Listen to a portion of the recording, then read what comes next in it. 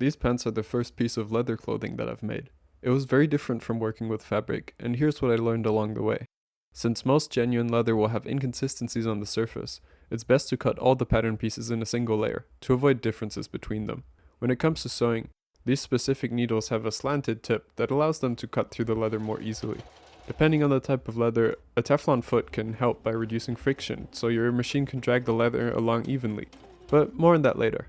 Since pins leave permanent holes in leather, I use clips to hold the seam in place while sewing. To avoid the seams becoming too thick, I finish them by gluing them down with leather glue. Depending on the type of leather and what type of clothing you're making, you might want to add a lining to avoid damaging the inside of the leather with your sweat.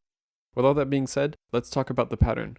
I wanted to base it off this pair of cargos, since I really like the segmentation and the shape around the knee. I want to make them a bit shorter though, since I don't want as much stacking.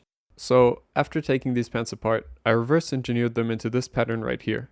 As you can see, in this first prototype, there was way too much fabric on the back, so I'll have to bring in the curves on both the front and back inside leg. I also decided to get rid of these darts on the knee, since I don't really like the way they look with stiffer fabric. The fit of the second prototype is way better. All I want to change is to make the legs a little longer for the final product. So with the pattern done, let's do some sewing, is what I would like to say, if I didn't immediately run into a problem. Remember how I said you might want to use a Teflon foot to reduce friction with the leather? Well, there was actually not enough friction between this specific leather and my machine, which messed up the timing and caused most stitches to be skipped. Thankfully, I found that someone online had solved this issue by putting tissue paper in between the machine and the leather. I tried tissue paper, but I actually found that the rough surface of coffee filters worked best for this.